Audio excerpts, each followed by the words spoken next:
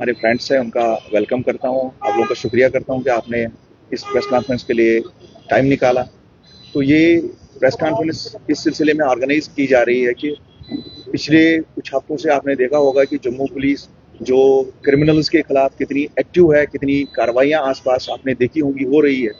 तो इसी सिलसिले को जारी रखते हुए कल शाम को रिंग रोड पे जम्मू पुलिस की तरफ से एक नाका लगा था एसओ मिरान साहब जयपाल शर्मा जी की क़यादत में। तो उसमें एक थार गाड़ी को हमने इंटरसेप्ट किया। तो उसमें से जो दो क्रिमिनल्स थे जिनका नाम रघुनंदन केसर @ रघु आरो मड और दूसरा जो क्रिमिनल था उसका नाम रजत रैना @ रिशु, वो भी मड के रहने वाले थे। उनको पुलिस ने थार गाड़ी में जो ट्रैवल कर रहे थे गिरफ्तार किया।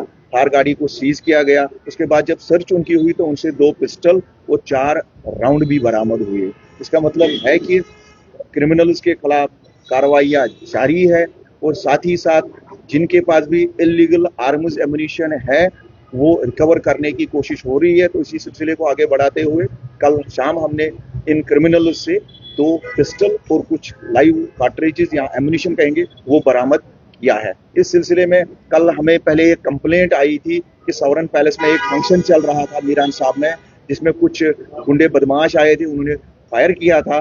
तो इसी सिलसिले में FIR number 27/2025 under section 109/3/25 arms act हमने रजिस्टर किया था।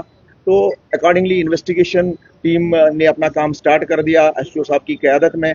तो इसी सिलसिले में जब ह्यूमन इंटेलिजेंस और टेक इंट की वसादत से हमने एक अच्छा स्पेसिफिक जो इंफॉर्मेशन डेवलप की, उसी बुनियाद पे रिंग रोड पे नाका लगा और जो ये थार आ रही थी इसको इंटरसेप्ट किया गया। इंटरसेप्ट करने के बाद दोनों क्रिमिनल्स को गिरफ्तार किया गया। तलाशी के दौरान 2 पिस्टल भी बरामद हुए हैं, एमुनिशन भी बरामद हुआ है और थार गाड़ी को भी सीज किया गया है। ये इस कमिटमेंट को दिखाता है कि पुलिस दिन रात क्रिमिनल्स के खिलाफ एक्टिव है और जो भी कानून को तोड़ेगा उसको उसकी सजा जरूर मिलेगी, किसी को बख्शा नहीं जाएगा। इससे पहले भी आपने देखा होगा कि फरवरी के पहले 2 जो हफ्ते थे उसमें भी 2 बड़ी कार्रवाइयाँ जम्मू पुलिस की तरफ से हुई थी। पहले आपने देखा होगा कोटली मियाँ फतेह में 2 क्रिमिनल्स को पकड़ा गया था जिन्होंने पुलिस पे वहाँ से फायर किया था। तो रिटिलिएशन में एक जो क्रिमिनल था या गैंगस्टर जिसको आप बोलेंगे परमजीत कुमार @ जुंगी, वो जख्मी भी हो गया था और दूसरे जो अर्जुन बिल्ला करके था उसको गिरफ्तार किया गया था। वो कार्रवाई पहले हफ्ते में ही हो गई थी। दूसरे हफ्ते में भी एक बड़ी कार्रवाई हुई जब रिंग रोड पे नाके के दौरान एक बोलेरो गाड़ी जो आ रही थी उसको पुलिस ने इंटरसेप्ट किया। तो वहाँ पर क्रिमिनल्स ने पुलिस पे फायर करने की कोशिश की, फायर किया।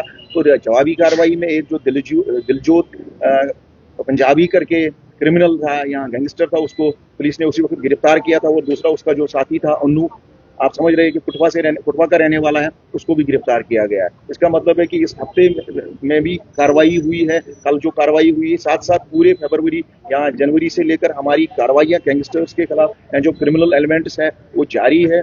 और हम यकीन दिलाना चाहते हैं कि लोगों की लाइफ एंड प्रॉपर्टी की पूरी तरह से सुरक्षा की जाएगी और जो भी कानून तोड़ने की कोशिश करेगा उसको बख्शा नहीं जाएगा। सर, आपने कहा कि जो फायर किया था ये वही लोग हैं या ये दूसरे लोग हैं?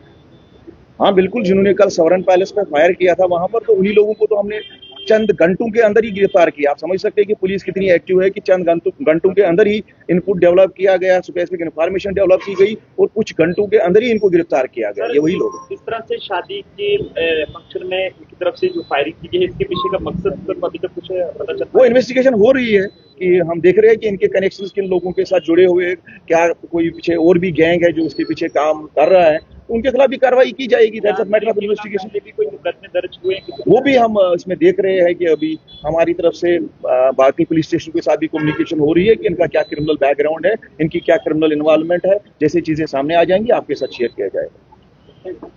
Thank you.